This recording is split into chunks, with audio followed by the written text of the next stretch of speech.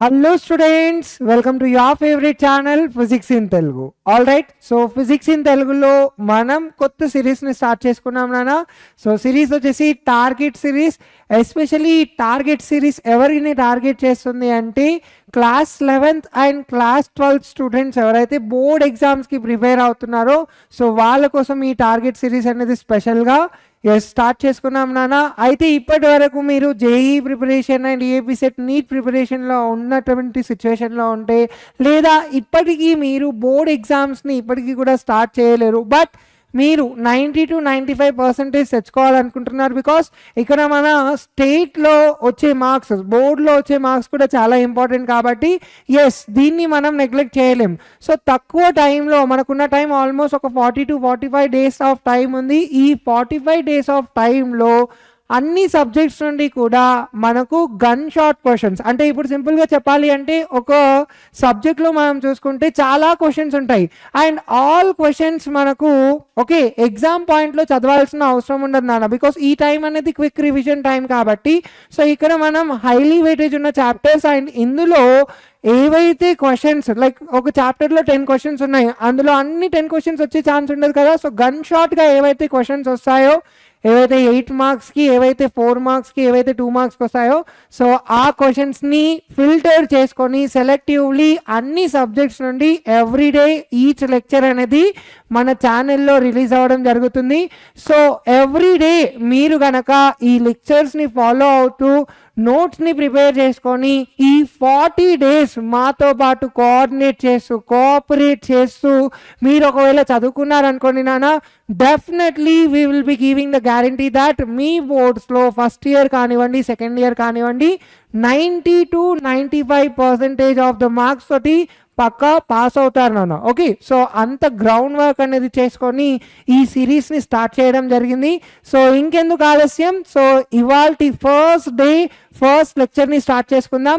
Right, so ఇవాల్టి సెషన్లో నేను మీకు చాలా సింపుల్గా వెరీ నీట్ అండ్ క్లీన్గా we are going to segregate topics అన్నిటినీ కూడా మన జువాలజీలో ఏం చేస్తున్నాం నాన్న, we are going to segregate all the topics and చాలా సింపుల్గా పీస్ఫుల్గా ఎవ్రీడే కొంచెం కొంచెం చదువుతూ at the end of the 45th day master అవ్వాలి మీ సబ్జెక్ట్. సో ఆ విధంగా నేను క్లాసెస్ అనేది చెప్పడం జరుగుతుంది.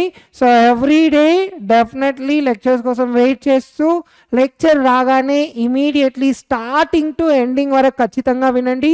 సో ఇందులో మధ్య మధ్యలో నేను కొన్ని కీ పాయింట్స్ చెప్తూ ఉంటాను, పేపర్ని ఎలా ప్రజెంట్ చేయాలి, అలానే మన దగ్గర ఉన్న ఫెసిలిటీస్ ఏమేమి ఉన్నాయి వాటన్నిటిని కూడా నేను మధ్య మధ్యలో చెప్తూ ఉంటాను. కాబట్టి don't neglect and don't miss till ending. So ఇంకెందుకు ఆలస్యం, we got a very quick and good introduction for today, right? So ivalti lecture start చేసుకుందాం.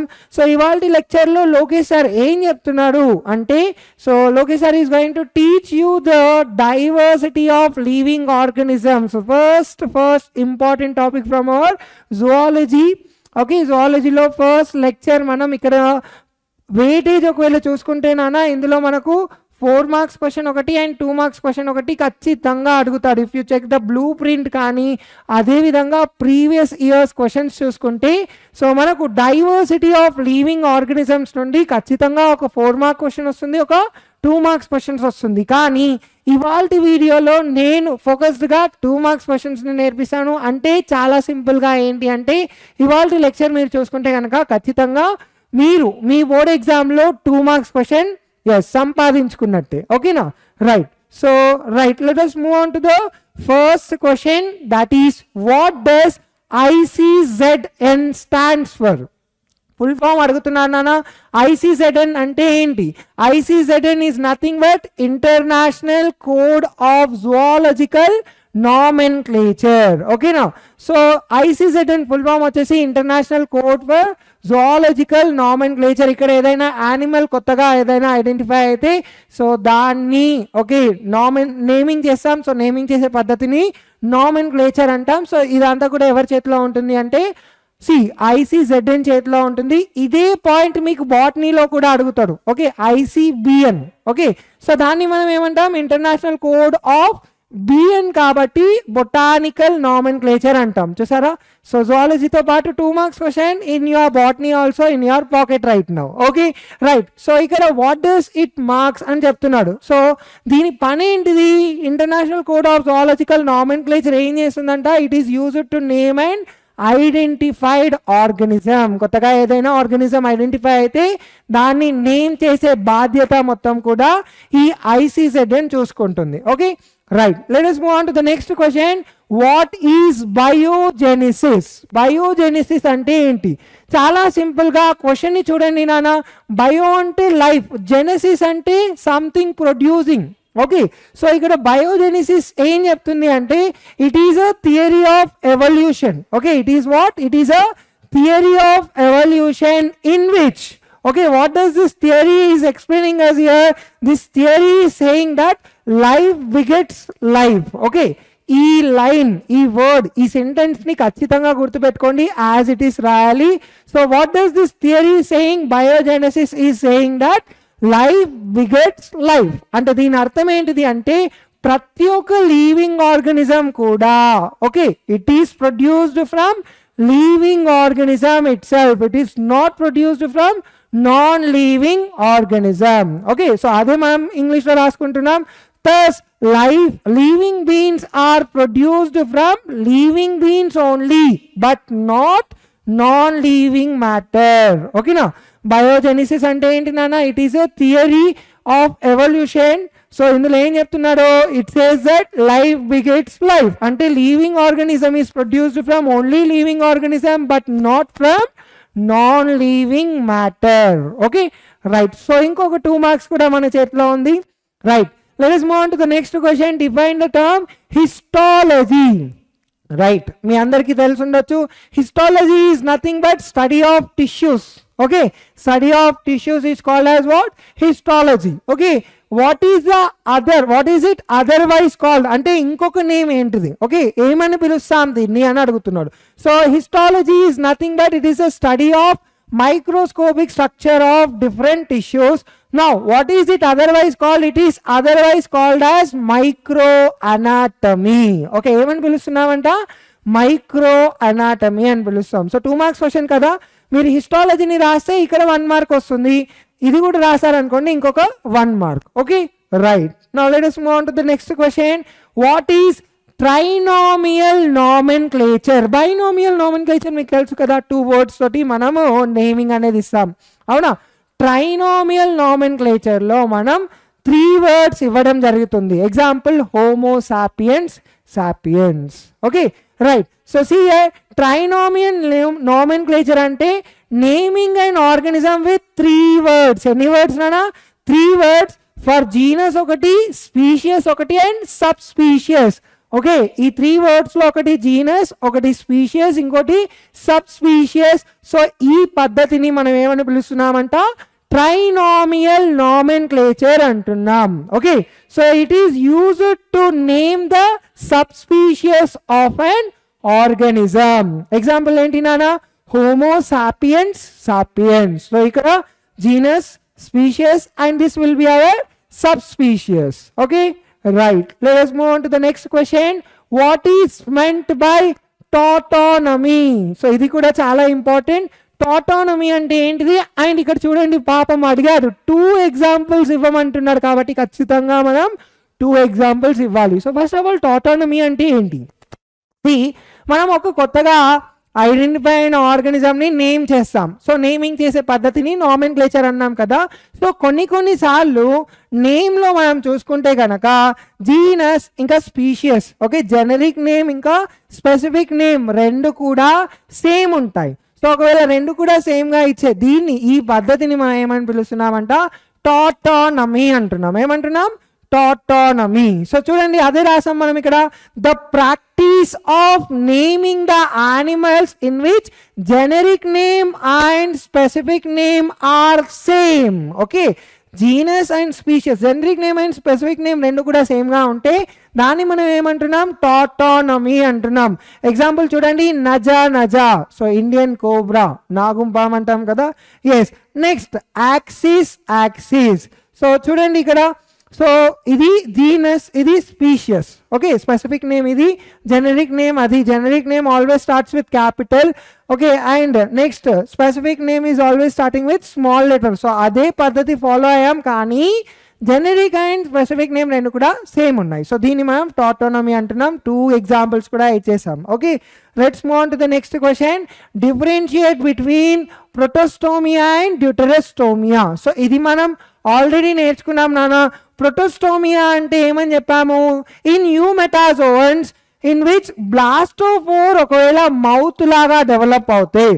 బ్లాస్టోఫోర్ if it is developing into mouth, so దాన్ని మనం protostomia అంటున్నాం. ఒకవేళ blastopore okay if it is developing into anus, లేదా blastopore దగ్గర ముందు anus form అవుతాయి, so దాన్ని మనం ఏమంటున్నాం? డ్యూటెరోస్టోమియా అంటున్నాం. గుర్తుపెట్టండి. సో ప్రొటోస్టోమియా అంటే blastopore is developing into what? Mouth. Okay, so deuterostomia అంటే బ్లాస్టోఫోర్ దగ్గర, near to the blastopore or blastopore if it is developing into anus, okay, in what? In eumetazoans, then we are calling it as what? So deuterostomia and వీటిని అంటున్నాం, ప్రొటోస్టోమియా and వీటిని అంటున్నాం. Example కూడా ఇవ్వాలి. So example చూడండి. For protostomia, annelids, arthropoda and mollusca. Okay, these 3 are the example for protostomia. Whereas deuterostomia ki example chudani nana, echinodermata, hemichordata and chordata. So all the higher living organisms anni kuda manaku deuterostomia. Okay, including us, manam kuda. Okay, right, let us move on to the next question. So em adugutunnaru ikkada? Okay, what is ecological diversity? Ecological diversity ante enti, and alane different types of ecological diversities gurinchi raayamani cheptunnaru. If you look at the question chudandi, chaala saaru repeat ayindi. ఇటు AP వాళ్ళకు and అటు TS వాళ్ళకు కూడా చూడండి. 2016, 2017, 2024లో కూడా అడగడం జరిగింది for AP students. And for TS students చూసుకుంటే 17, 20, 22, 23, 24 అండ్ మేబీ 25లో కూడా రిపీట్ అవ్వచ్చు. ఓకేనా, right. So what is the question? Ecological diversity అంటే ఏంటి? Different types of ecological diversities గురించి రాయమని చెప్తున్నారు. So first of all, ecological diversity is nothing but diversity at the level of ecosystem. ఒక level of ఎకోసిస్టంలో diversity ఏ విధంగా ఉందో, so దాన్ని చెప్పేదే మన ఎకలాజికల్ డైవర్సిటీ. ఎగ్జాంపుల్ చూడండి నాన్న, deserts, rain forest and mangroves. Okay, so now let us talk about the types of ecological diversity, because అక్కడ అడుగుతున్నారు కదా మనకు different types of ecological diversities గురించి. Right, now so first one వచ్చేసి ఏంటి నాన్న? Alpha diversity. Okay, right. So alpha diversity అంటే ఏంటి చూడండి. So diversity it is based on number of species or taxa. Okay, next beta diversity it is based on endemic spacious between 2 adjacent ecosystems. 2 adjacent ecosystems మధ్యలో ఉన్న endemic spacious ని base చేసుకొని okay చూపించే డైవర్సిటీని మనం beta diversity అంటాం. Gamma diversity అంటే ఏంటిది అంటే overall diversity of various ecosystems. Overall diversity of various ecosystems in an ecological okay region with natural boundaries. Okay, so alpha, beta, gamma diversities. ఇది గుర్తు పెట్టుకోండి. ఆల్ఫా అంటే ఏమని చెప్పాం నాన్న? Based on number of species or taxa. Beta అంటే ఏం చెప్పాం మనము? 2 అడ్జసెంట్ ఎకోసిస్టమ్స్, ఎకలాజికల్ సిస్టమ్స్ మధ్యలో ఉన్న ఎండమిక్ స్పీషియస్ ని బేస్ చేసుకొని బీటా డైవర్సిటీ. గామా డైవర్సిటీ అంటే ఏంటిది? హోల్ ఎకోసిస్టమ్, ఎకలాజికల్ సిస్టంలో ఉన్న overall diversities okay with in the ecological okay region with their natural boundaries. So దీన్ని మనం ఏమని చెప్తున్నాం నాన్న? గామా డైవర్సిటీస్ అంటున్నాం. Okay, right. So next move on to the next question. Define spacious richness. చూడండి, ఇది చాలా ఇంపార్టెంట్ క్వశ్చన్. ఓకే, ఈ కాన్సెప్ట్ గుర్తుపెట్టుకోవాలి. స్పీషియస్ రిచ్నెస్ అంటే ఏంటి? ఓకే, సి ఒక పర్టికులర్ ఏరియాలో మనం సింపుల్గా ఇప్పుడు ఒకటి మెన్షన్ చేస్తాను చూడండి. ఇది మన ఏరియా అనుకుందాం. రైట్,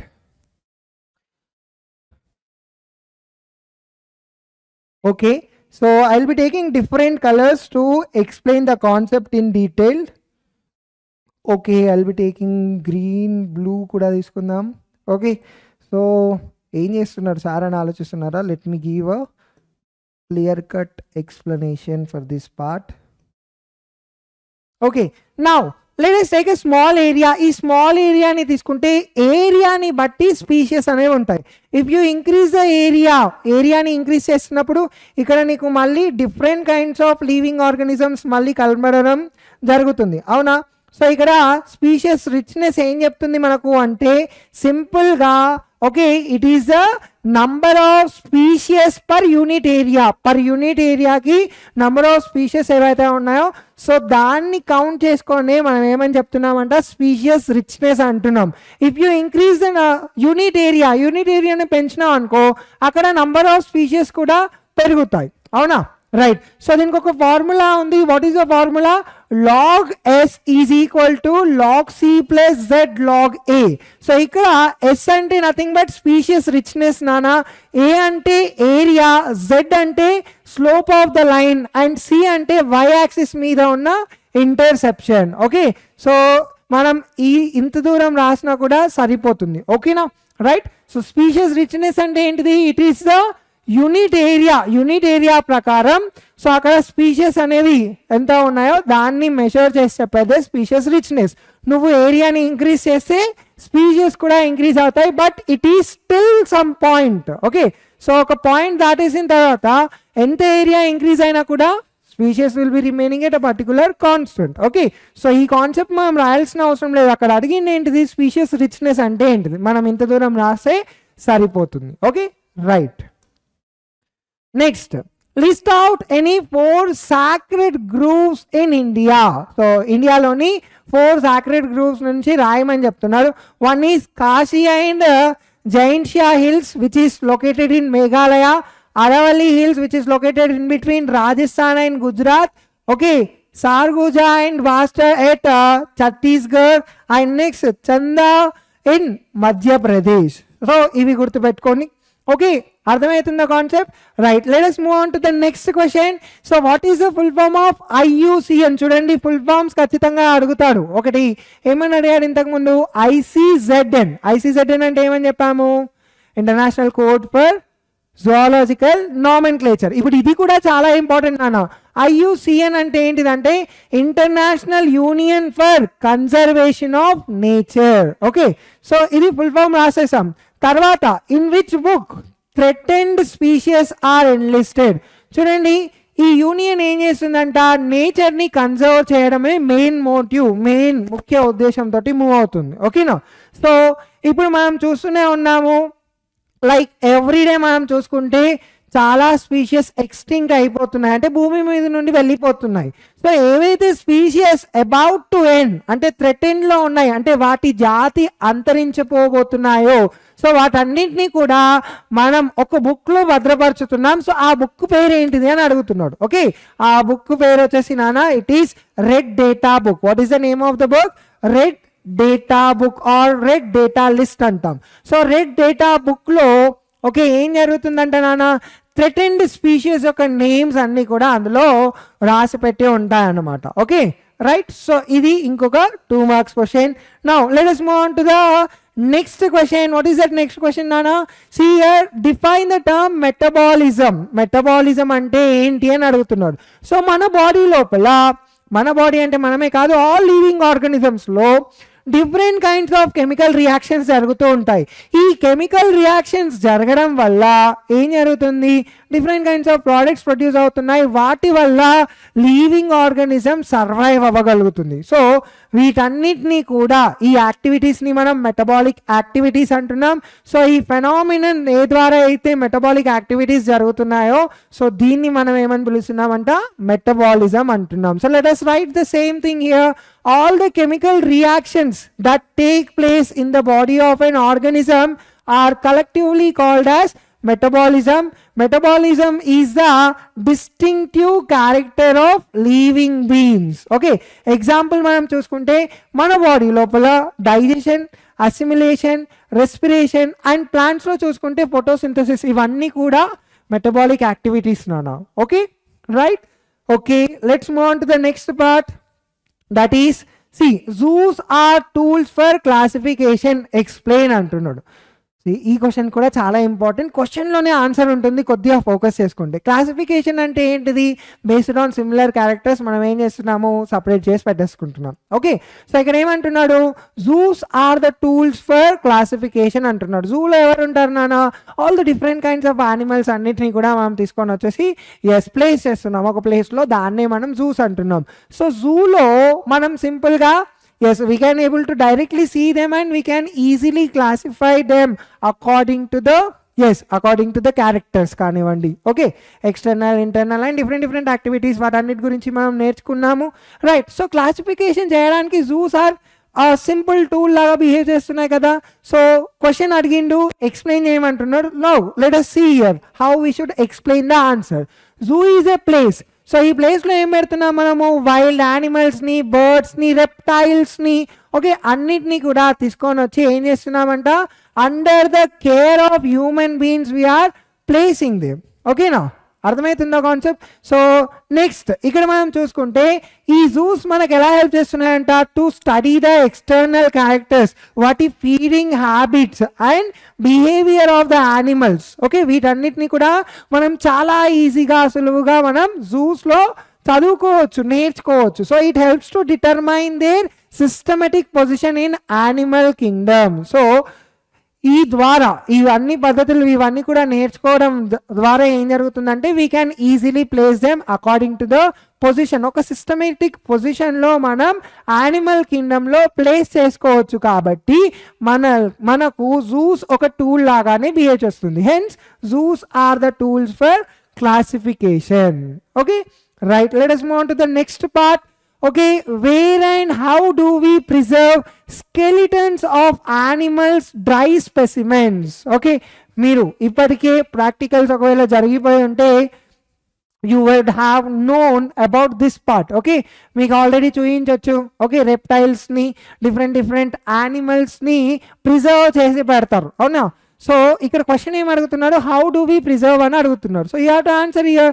స్కెలిటన్స్ని ఏం చేస్తున్నాం నాన్న, యానిమల్స్ యొక్క స్కెలిటన్స్ని ఏం చేస్తున్నామంట, స్కెలిటన్సే కాకుండా డ్రై స్పెసిమెన్స్ని మనం మ్యూజియంలో పెడుతున్నాం. ఓకే, సో ఈ స్కెలిటన్ని ఫస్ట్ క్లీన్ చేస్తాం, తర్వాత బ్లీచ్ చేస్తాం, అండ్ తర్వాత ఆర్టికులేట్ చేసిన తర్వాత ఓకే మనం ఏం చేస్తున్నామంట, we are going to store them. Okay, right, if you see specimens are stuffed, అంటే ఈ పద్ధతిని టాక్సిడర్మీ అంటాం.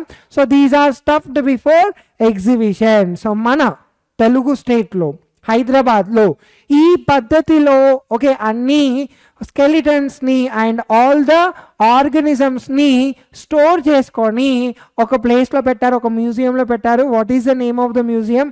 కరెక్ట్గా ఆన్సర్ చేయండి నాన్న. Most of the people will be answering wrong. So correct ఏది ఉందో ఆన్సర్ చేయండి కమెంట్లో. At the end of this series I will be giving okay special treat or special gift. Okay, so answer చేయండి, find out చేయండి, దిమాగ్ లడాओ.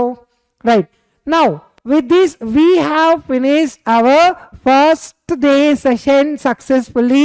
so ikkad varaku meeru okavela class vinte nana I will be giving a dead sure guarantee that you will be getting 2 marks in your public examination. And ఇదే కాకుండా hand written notes కూడా. So all the notes DPPs మీరు కావాలి అంటే మీరు మా యాప్ని download చేసుకోండి, physics in Telugu, which is already మన లింక్ వచ్చేసి డిస్క్రిప్షన్లో ఉంది. ఇదే కాకుండా if you are preparing for EAP CET and NEET and IIT జేఈకి ప్రిపేర్ అవుతూ ఉంటే వాటికి సంబంధించిన okay filtered very good stuff ఆ వెరీ గుడ్ మెటీరియల్ అనేది మన యాప్లో ఉంది నాన్న. So we have already okay made a lot of ground work related to this so that మీకు చాలా ఈజీగా all the things related to your competitive exam అనేది ఒకే పాట్లో దొరికే విధంగా మన యాప్లో ప్లేస్ చేసి పెట్టాం. కాబట్టి just visit the app and okay మీకు ఏది కావాలంటే అది తీసేసుకోండి. Okay, so in our next lecture we will be coming with 4 marks important questions related to the diversity in living organisms. Until then stay tuned, చదువుతూ ఉండండి. ఇవాల్టి నుండి మనం చదవడం స్టార్ట్ చేసాం కాబట్టి కంగారు పడకండి, మనకు ఉంది 40 days ఆఫ్ టైం. సో ఈ 40 days ఆఫ్ టైంలో లెసన్స్ని కంప్లీట్ చేసుకుందాం. అండ్ ఆల్సో మనం ఏం చేద్దాము అంటే we will be doing all the sample papers, previous year question papers అన్నిటినీ కూడా మనం చెప్దాం. కాబట్టి మీరు మాతో పాటు కోఆపరేట్ చేసి ఎవ్రీ డే కన్సిస్టెంట్గా చదవడానికి ట్రై చేయండి. Okay, let's meet in another wonderful session. Thank you, thanks a lot, bye.